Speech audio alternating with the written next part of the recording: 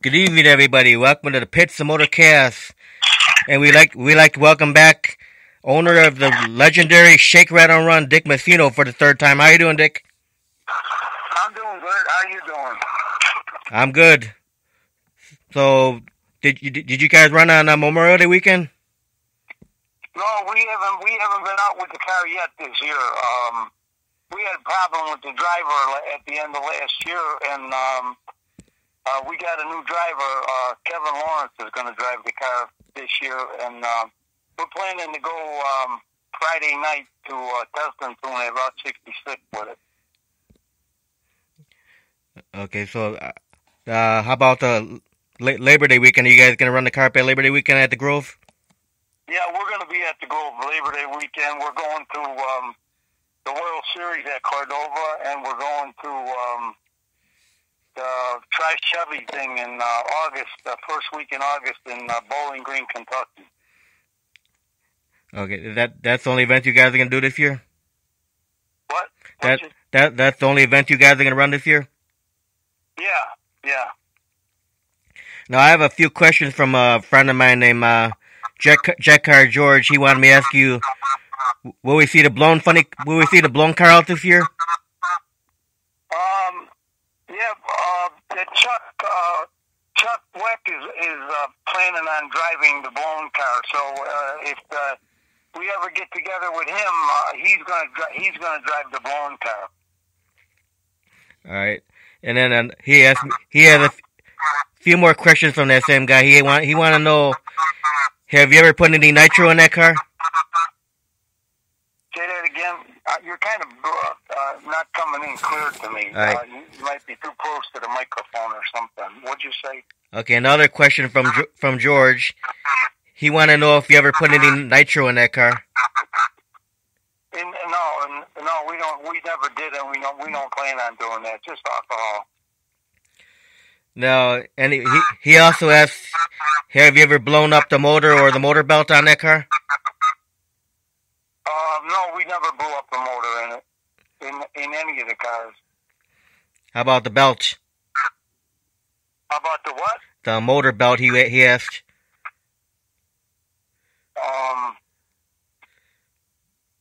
Repeat that again, because I don't know what it is with the phone, but it's not coming in clear. He asked about the motor belt. Have you ever broke the motor belt?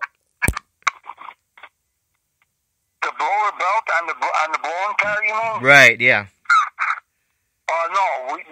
If you know how to adjust them belts, you ain't gonna hurt the belt because you have to allow for the motor expanding and shrinking. So you got to leave the belt kind of loose because when it gets hot, the belt's gonna tighten up. Okay, when the motor's cold, the belt will be loose. But you got to leave it real loose when it's cold. I gotcha. I hope that answered your question, George. I got one more question from George. He asked if you're ever going to bring the blower car out to the Great Lakes driveway. The Great Lakes? Yeah. Oh, yeah, for sure. For sure we are. Are you going to run it again? You're going to run against the other shakerattle-run car? Yes. Now, this year? We were supposed to have a match race with Bad Judgment on Memorial Day, but we didn't make it to the drag strip because of we didn't have a driver set up for the car because Lopez was unable to drive the car anymore because he can't drive and shift the Lemco at the same time because his shoulder and his arm on the left side doesn't work too good, so he couldn't drive. He couldn't drive a stick shift car no more, the car that you have to shift. Okay, because it was getting too dangerous. Right. I mean, when we were at Bowling Green last year, he almost hit the wall with both cars because of that. Wow. So we ended his driving career that day in Bowling Green. Yeah, that works out for the best. Yeah. So how many years did Lopez drive for you guys? He drove for about 10 years. From 2007 till last year, 17. Then the new guy you're gonna have drive the car. Where'd you find him at? Well, that's Kevin Lawrence. He's been a pro stock driver all his life. The car was originally set up for him when Hudlow built the chassis in the car. Kevin was going to drive it first, and then when we got done with the car, Kevin had too many dates with his Cobalt. He has a Pro Stock Cobalt, NHRA Pro Stock Cobalt. He had too many dates, and we had to go racing, so we got Lopez to drive it. And when he started driving it, that was it. Kevin just stayed with his Cobalt, and Lopez took over the driving. Wow. So the Shake Rattle Run. What year did the Shake Rattle Run come out, Dick? Come out for what? The last time it came out? Yeah, the first time. No, the first time ever. The first time ever. I named that car Shake Rattle Run back in 1959. Yeah, it's been a lot of years. We used to all hang up at Beverly Drive-In on 95th and Ashland in Chicago, and we used to street race up there down Beverly Avenue and 99th Street and at the Woods, 83rd and Western at the Woods. We used to street race on Western Avenue. And everybody used to hang up at the Beverly Drive-In. They used to call it the BDI. And everybody was naming their cars after songs. And I just dreamed up Shake, Rattle, and Run instead of Shake, Rattle, and Roll. And that name stuck ever since 1959. It's been painted on the car. Yeah. That car's a legend. Yeah. It's been around a long time. Now, are you guys going to do any car shows with the car this year at all? Just the street car shows, not no show at McCormick Place or no indoor shows. We go to a couple of street shows with it. That's out on the south side. Yeah, out on the south side. Yeah. What month do you do the street show? Which one? No, what month are you going to be at the street show? What month? Yes. Well, we were going to go to my cousin's having a show this Friday night, but we already planned on going racing. So we were supposed to go to this show in Elmwood Park for him, some benefit for some kids' show. We were supposed to go there. But we got to get the car. We got to get the car dialed in. So we're going to Route 66 with it Friday night. Okay, so we ain't going to that show. So I don't know when the next one will be, but I'm sure there'll be 4 or 5 of them this summer. Nice. Now for the Time Machine Nationals at Great Lakes Dragway, do you know who you're going to match race against at that one yet? We're probably going to race that Bad Judgment. Kilpatrick. Dodge. Yeah, that Dodge, that supercharged Dodge. We raced him last year. We had a match race with him last year at the Bowl. Yeah, Kilpatrick. Yeah, Kilpatrick, yeah. Yeah, he just won that COTS event at Great Lakes Dragway. Yeah, we beat him last year. We had a match race with him. We only ran 8-mile runs with him, but I'm sure we could beat him in a quarter mile, too. Yeah, I know. You guys used to go up against Arnie, but Arnie doesn't even run anymore. No, Arnie really can't afford he really doesn't have any help. I feel sorry for him. He really doesn't have any help at the races, and he can't afford the money that these motors cost to go that fast. So, he just goes and does his thing and does his show, and that's it. Arnie's a good guy, though. He's a real good guy. Yeah. He's been around for years. So is there any chance that Chuck will drive the car at Great Lakes Dragway in the Labor Day weekend? Yeah, I hope he does. You know what I mean? He used to run a Studebaker with the Wise guys. Right. A supercharged Studebaker. Yeah. Yeah. So he's going to be the perfect fit for that car if we ever get him in there and get going. Okay.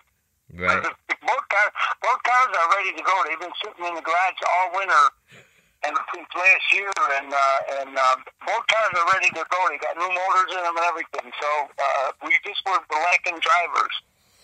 The Shake got a brand new Pat Musi motor in it. We only ran it one time last year, and then the time at Bowling Green.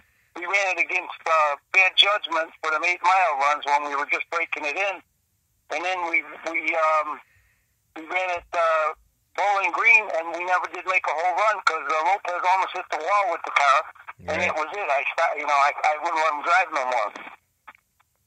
Right. Well, if Chuck Weck does drive the other car on Labor Day weekend, he'll have to do double duty with the Wise Guys with his other car plus the Shake-rattle-run. Yeah. That car's all ready to go. All we need is him to try it and drive it, And I'm sure he can because he's a pretty capable driver for them Pro-Mats. Yeah, I know the Studebaker that Scott Palmer's driving that one now. Yeah. The Studezilla. He got a Camaro too, I think. I think he has a Pro-Mat Camaro, 269 Camaro, if I'm not mistaken. Yeah, that's the one he's driving with the Wise Guys. Yeah.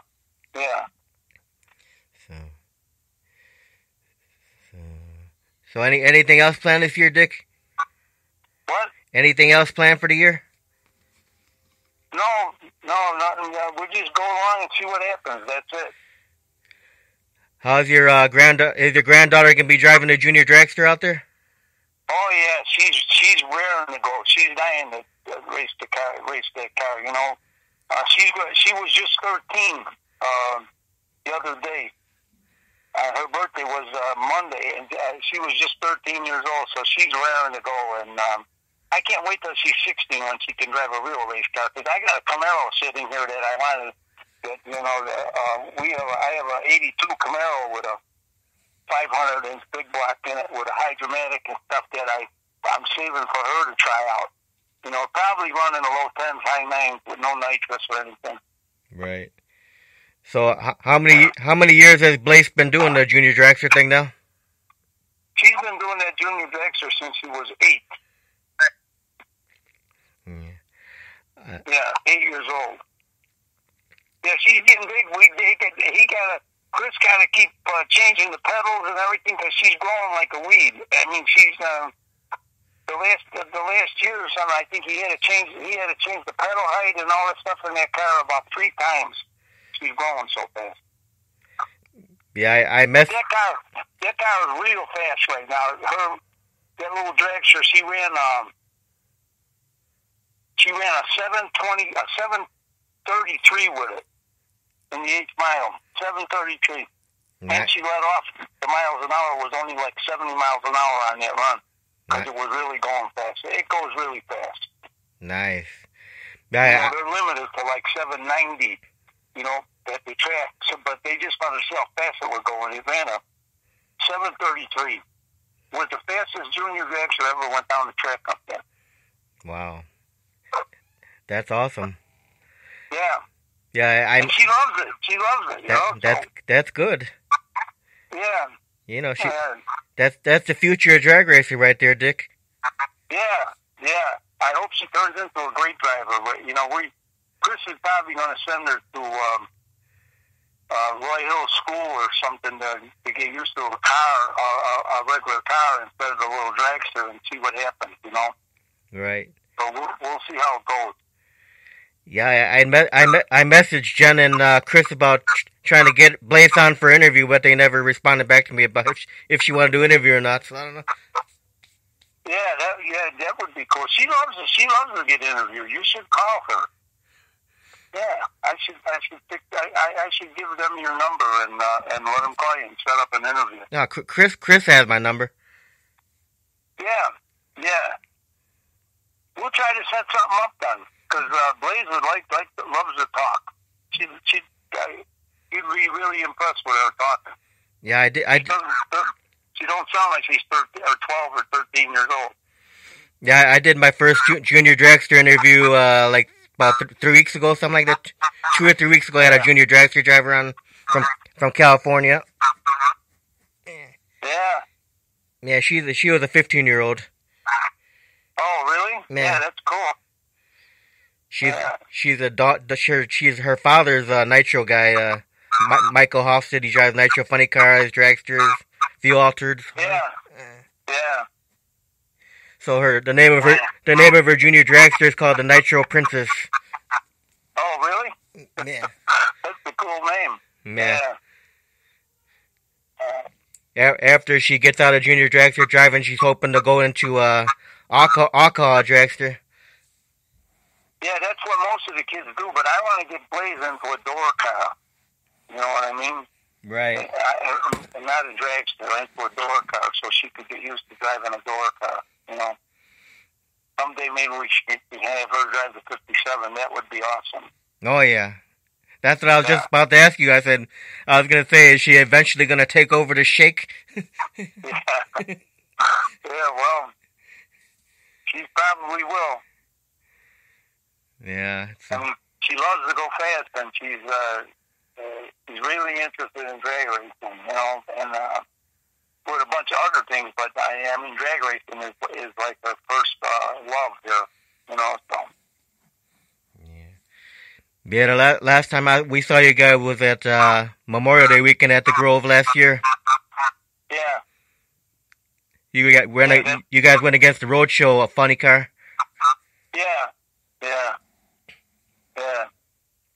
That was we were just trying the car out. We weren't even supposed to race that funny car. We never even really made a really good run against him because we could run faster than that guy was. I mean, he was. Every run he made was like in the 7 somewhere. I mean, if we made a complete run, I mean, we could have beat him. You know, we just had a problem with the driver. Yeah, I noticed how Lopez did that one burnout, which was a terrible burnout. Then he backed it up and did another burnout. Yeah. He's been messing up so bad. You know what I mean? Well, that one run there where we ran the thing, I think we only ran like a 780 or 790 on that run. You know, and it almost beat that car with that run. You know what I mean? But that car was very capable of running 680s. You know, so because we ran a 440 in the 8th mile, 167 against Bad Judgment last summer when we had that match race with him. And the fastest he could go in the 8th mile was 4:58, and I mean, and Mike beat him like for over a full car length. You know what I mean? So, and that was, you know, he's very, very unpredictable. Right. At driving, yeah. We need somebody that's a lot better, and I'm sure we got it with Kevin. Yeah, with new driver, we should see some better runs out of this car now. Oh yeah. Well, Dick, I think we covered everything for this year, right? Yeah. You could call me anytime. If I got the time to talk to you, you know, I'll let you know what's happening. It's good talking to you. And how's everything up there where you're at? Everything's good. We went to watch the Wise Guys last weekend on Saturday, so that was fun. Yeah, that's good. All right, well, you guys have a good evening, and take it easy and say hello to everybody up there for me, okay? Okay, you do the same over there. Okay. Okay. Take it easy, pal. Okay, have a great night, buddy. All right, yeah. Bye. I will. Bye-bye.